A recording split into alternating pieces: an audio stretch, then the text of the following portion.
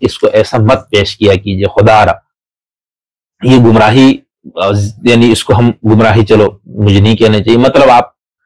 اپنے سننے والوں کو یہ غلط فہمی مبتلا مت کرے کہ بھئی صاحب کے یہی ایک مطلب ہے جو میں سمجھ رہا ہوں کہ اسلام کا بطور نظام، بطور انقلابی پروگرام کہ آپ نے اس کو تمام دنیا کے نظاموں پر اس پر غالب کر دینا ہے۔ اچھا، اب اس غلبے کے لیے کیا صورت ہے، یہ میں ذرا دلچسپ ایک بات ہے۔ ہمارے جو جدید پولیٹیکل اسلام کے جو مفکرین ہیں، ان کے ہاں ایک تو جہاد کی یہ تعبیر کی گئی ہے کہ اسلام میں جہاد کا مقصد کسی کا مذہب پر تبدیل کرنا نہیں ہے، دفاعی بھی نہیں ہے، اقدامی ہے۔ بھائی کیوں ہے؟ تاکہ ظالم اور کو شکست دی جائے اور اسلام بطور نظام تمام نظام پر غالب آ جائے۔ یہ ہو گیا جہاد کی ایک انقلابی تعبیر جو جدیدیت کے دور میں ہمارے مفسرین یا ہمارے ان جدید مسلم مفکرین نے اس کی تعبیر پیش کی۔ تو ان کا یہ کہنا ہے کہ یہ جو غلبہ ہے اسلام کا تمام نظاموں پر، وہ کس سے ہوگا؟ جہاد کے ذریعے ہوگا۔ ٹی ٹی پی، داعش، القاعدہ، بوکو حرام، یہ جتنی بھی عسکریت پسند تنظیمیں، ان سب کا یہی موقف ہے کہ ہم اسلام کو بطور نظام باقی کفریہ طاغوتی نظام پر غالب کرنے نکلے، اور ہم یہ تلوار کے ذریعے کریں گے، کیونکہ یہ رسول صلی اللہ علیہ وسلم کا بیان کردہ طریقہ ہے۔ یہ بات سید ابو الاعلیٰ مودودی صاحب بھی مانتے ہیں، یہی بات محترم ڈاکٹر اسرار صاحب بھی مانتے ہیں،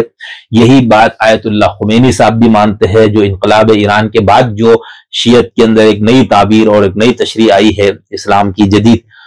اسلام کی جو سیاسی تعبیر، اور اس کا جو زور ہے وہ آپ دیکھیں ہمارے یہاں پر اردو میں اگر آپ اس کی مجسم ایک تفسیر اور تشریح سننا چاہیں گے اور ایک باقاعدہ اس کے ایک پروجیکٹ کو مکمل دیکھنا چاہیں گے تو آپ ہمارے سید جواد نقوی صاحب حفظ اللہ تعالیٰ کی گفتگو سنیں،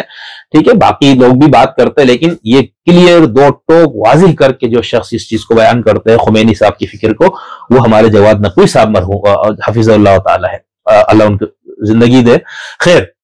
تو کہ ایک تو یہ ہو گیا کہ جہاد کے ذریعے، ٹھیک۔ اچھا، اب چونکہ جو دنیا اس وقت ہم جس میں رہتے ہیں اس میں تو ممکن نہیں ہے کہ آپ ایک تنظیم یا مسلح تحریک اٹھ کے یہ کام کرے، تو اس سے پھر ہمارے ڈاکٹر اسرار صاحب مرحوم نے اس میں ایک اجتہاد کا دروازہ وہ کیا۔ ان کا یہ کہنا تھا کہ آج کے دور میں چونکہ ہم اگر نکلیں گے تو ریاست سے ہم نہیں ٹکرا سکتے، یہ تو ان کے پاس جو جس قسم کے اسلحہ، بم، پولیس، رینجرز، فوج ہے، تو کیسے آپ ٹکرائیں گے؟ تو انہوں نے کہا بھائی اس کا پھر طریقہ ہم یہ کریں گے، جو عدلیہ آزادی کی جو تحریک تھی اس دور میں انہوں نے یہ بات لکھی تھی، وہ کیا ہے کہ پرامن دھرنے اور احتجاج، یعنی آپ سڑکوں پہ نکلیں گے، سب ملک کو جام کریں گے اور کہیں گے بھائی اسلام لاؤ، نافذ کرو یا ہمیں نافذ کرنے دو، ورنہ ہم نہیں ہٹتے۔ وہ کہہ رہی ہے اب اس میں بھائی اب ریاست آپ کو مارے تو کہتا ہم پھر عدم تشدد، یعنی ہم مار کھائیں گے، قتل ہوں گے، خون دے دیں گے، جانے دیں گے، ہم کچھ بھی نہیں کہیں گے۔ یہ پھر ایک متبادل دیا گیا، جو پہلے انہوں نے کہا کہ جہاد کا مقصد ہے اسلام کو بطور نظام باقی نظام پر غالب کرنا۔ تیسرا جو اس حوالے سے موقف ہے وہ ہے ہمارے حزب التحریر والوں کا۔ حزب التحریر والے، اور مجھے یہ کبھی کبھار ان کے کچھ جگہوں پر کلپ سن کے بھی مجھے اندازہ ہوا، یہ ہمارے عدیل با صاحب کا، عدیم صاحب کا، ساحل صاحب کا،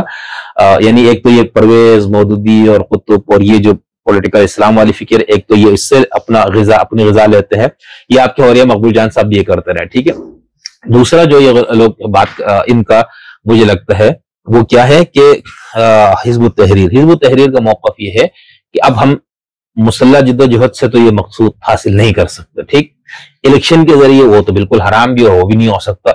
تو ان کا یہ ہے نصرت۔ وہ نصرت کا تصور ان کا یہ ہے کہ آپ جو ریاستیں ہیں مسلم خاص طور پر، ان کی فوج میں، یعنی جو سب سے طاقتور ادارہ ہے وہ فوج کا ادارہ ہے، فوج میں آپ نقب لگائیں، وہاں پر اپنے حامی پیدا کرے، وہاں پر آپ کی آواز پر لبے کہنے والے، یعنی ذہن سازی فوج میں جا کے کرے، پولیس فورسز میں جا کے کرے، ریاست کے ان اداروں میں جا کے، بیوروکریسی میں جا کے لوگوں کی ذہن سازی کرے، ان کو تبدیل کرے اور ان کے ذریعے ریاست پہ قبضہ کیا جائے، ٹھیک ہے۔ یعنی جس طرح ڈکٹیٹر کرتا ہے، یا آپ کے ہاں 4 لعین گزرے ہیں نا، ضیاء لعین، ایوب لعین، یحییٰ لعین، ٹھیک ہے نا، یہ قوم کے جو اجتماعی اس کو رون کر یہ لوگ طاقت اور بوٹ کے ذریعے آپ پہ مسلط ہونے والے یہ ہے فرعونیت ہے، یہ سارے، ٹھیک ہے، فرعون ہم ان کو کہیں گے کم سے کم الفاظ میں، یہ وہ فقہی اور کلامی مفہوم میں نہیں، یعنی وہ جو ان کا انداز حکمرانی تھا، جبر کا جو ایک زور زبردستی آپ پہ مسلط ہوتے رہے، تو یہ تو کہنے کا مطلب ہے کہ یہ ہو گیا حزب التحریر والوں کا۔ یہ ابھی تک ہمارے پاس یہ 3 یا 4 طریقے ہیں اسلامی انقلاب کے۔ ایک جو طریقہ جس کو جماعت اسلامی نے اپنایا ہوا ہے، مولانا فضل الرحمان صاحب کی پارٹی جمعیت علماء اسلام نے اپنایا ہوا ہے، مصر کے اندر جب یہ مرسی صاحب جب یہ صدر بنے انہوں نے اس کو اپنایا، ٹھیک ہے، ڈیونس وغیرہ باقی دنیا کے ملکوں میں بھی اس کو وہ ہے کہ بھئی ہم اسلامی نظام کو ہم بھی لانا چاہتے ہیں، لیکن اس کو ہم لائیں گے پرامن جمہوری جد جہد کے ذریعے، ووٹ اور الیکشن کے ذریعے۔ ساحل صاحب کی آپ کئی گفتگو سنے، اس کے بھی بالکل خلاف ہے۔ جو پولیٹیکل اسلام کے جو مسلح تحریکیں ہیں، اس بنیاد پہ جو اسلام کو لانے، اسلامی نظام کو لانے کے لیے جو مسلح جدوجہد کرنے والے لوگ ہیں، ان کا موقف کیا ہے؟ وہ یہ کہتے ہیں کہ بھئی یہ جمہوریت فی نفسی ہی کفر ہے، الیکشن یہ سارے کچھ یہ ڈھکوسلا ہے، اس کے ذریعے اسلام آ ہی نہیں سکتا۔ پہلے تو یہ کہ یہ خود فی نفسی کفر اور غلط ہے، پھر آپ اس کفر اور غلط کے ذریعے صحیح چیز لائیں گے، یہ ناجائز ہے۔ پھر چلو ہم مان لیتے ہیں جی اس کے ذریعے کہ 70 سال سے تو آپ لائے نہیں۔ ٹی ٹی پی کا سب سے زیادہ اس وقت اصرار یہ بھی ہے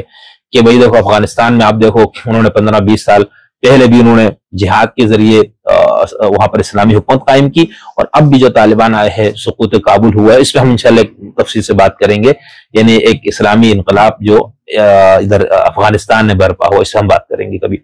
تو ان کا یہ موقف ہے کہ یہ جہاد کے ذریعے ہوا، الیکشن کے ذریعے، ووٹ کے ذریعے تو نہیں ہو سکتا تھا۔ تو کہنے کا مطلب یہ ہے، وہ پورا مفہوم، یہ پورا شجر نسب جو ان کا، جب یہ لوگ یہ بات کرتے ہیں کہ اسلام سیاست کا نام ہے، اسلام نظام کا نام ہے، اسلام کو نظام کے طور پر غالب کرنا ہے۔ آگے ہم ایک دو اور پوائنٹس پہ بھی یہ دوبارہ ہم اس کے کسی اور پہلو میں بات کریں گے۔ یہاں پر چونکہ ہمارے ساحل صاحب نے